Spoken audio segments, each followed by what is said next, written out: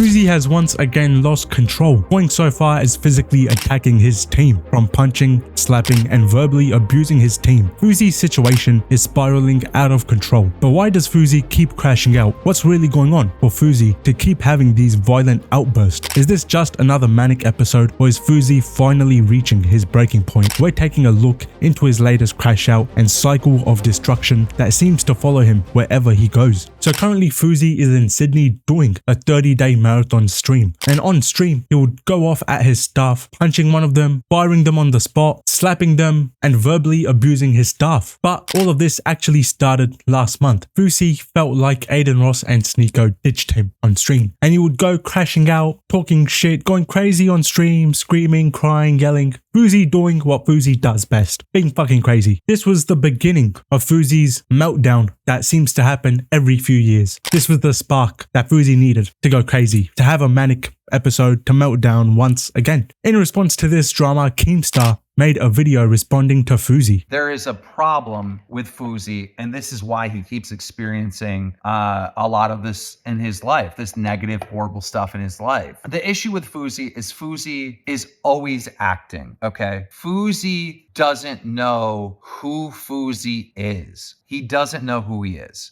He's always playing a role. He's always acting. And there are 4 stages of Fousey. Stage 1 is humble Fousey. Fousey is making friends with a cameraman, making friends with a new manager, making friends with smaller creators. And he's building a team to success, right? Every one of these relationships is not real. Fousey is on stream and he'll be saying, oh, shout out to the cameraman or shout out to this person. And he'll be praising all these lower people that are basically his team at the time, is always giving thanks to them, shouting them out. Then we move on to stage 2, which is now Fousey is finding some success online. And now he starts seeking friendships with very, very popular people. He starts obsessing over the Aiden Rosses and the Sneekos and whoever's on top at the time. That's who he starts obsessing with, and that's who he's trying to be friends with. During this stage, he'll make some mistakes and he'll start throwing his team under the bus. He'll fuck up something, he'll do something wrong, say something wrong, he'll make a mistake, and he will blame the cameraman, blame the manager, blame. And this stage, it's all those lower people that I was praising who were the absolute best. They are the fucking problem now. And I need to be friends with the top influencers and top creators in that stage. Then we get to July 15th, full manic, like what you saw last night stage, right? Where Fousey is crashing out. Fousey believes that he's Superman and he's the best streamer alive and he changed the streaming game and all that. All this stuff, you can look back 5 years ago and see the same cycle repeating. And then, of course, we have the final stage where Fousey is full on depressed. He's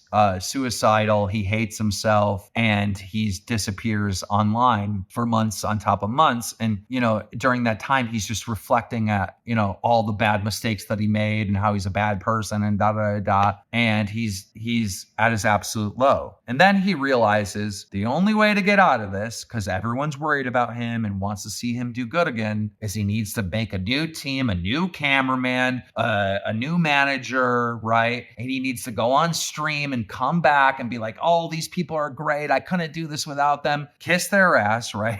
This is the stage 1 again, and that's how he makes his way back. And then manic again, then depressed again. It's these 4 stages over and over and over again. Keemstar deconstructed Fousey. Keemstar got in Fousey's head and read him like a book. And now fast forward to everything that just took place this week. We can see Keemstar was spot on about everything. Everything that Keemstar said a month ago has happened. Exactly how he said it would. A few days ago, Fousey punching one of his employees after he fired him on the spot. No, Adam Garcia, you get the fuck out of my house. What? Will try to come in my face that I paid for with a job that was going to change your life. Yeah, because you ain't worth shit. Go work at Chuck E. Cheese, faggot. Suck my fucking dick. Let me come here. Make me something. Make me something. Really? Something big? Say it to my face, nigga! Now, along with this, there were multiple clips of Fousey just yelling at his cameraman, talking shit to his employees, slapping one of them. There were also clips of Fousey talking shit about Aiden Ross and Sneeko and trying to expose other streamers. And then after all of this took place, the one and only Bryce Hall himself tweeted, "You're 34 years old, talking like a teenage boy who just learned how to swear. Fousey, I know you're still embarrassed about how I laid you out for being a drunk idiot touching a female, but there's no reason for you to keep bringing it up. I didn't need to hit you again because you know what would happen if you tried anything. Calm down and go back to sleep. You're 2 crash outs away from your 10th rehab process." To then Fousey would respond, "Rest in piss, Bryce Hall. I knew you were mentally impaired. I did. I didn't know if you had Down syndrome, autism, or were on the spectrum. I didn't know. I didn't know you were so dumb to fucking reply. And to try to reply in a tweet.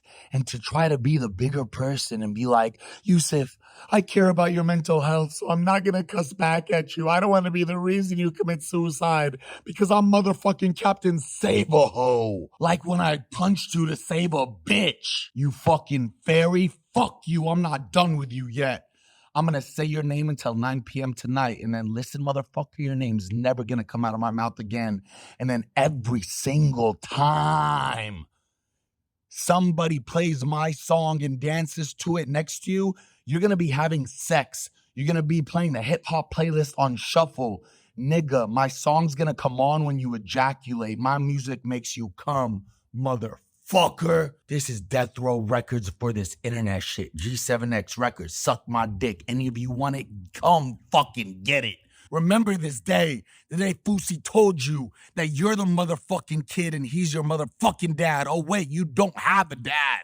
Hi, I'm your stepfather, bitch. But Fousey would end up getting banned for hitting his employees. And he would end up releasing this video here. 48 hours into my 24/7, 30 days, and Kick bans me. And out of respect for my contract with them, I can't go to Twitch to continue. I don't think they banned me because of the punch. I think the industry and the people in the industry knows if we don't ban him and keep him quiet right now, he's gonna expose all of us. I get it, y'all are scared. I need to find out, Eddie, how long this ban's gonna be. If you guys love me like you say you do, I expect an email explaining why I got banned and how long the length is. Just know, I'm not going anywhere.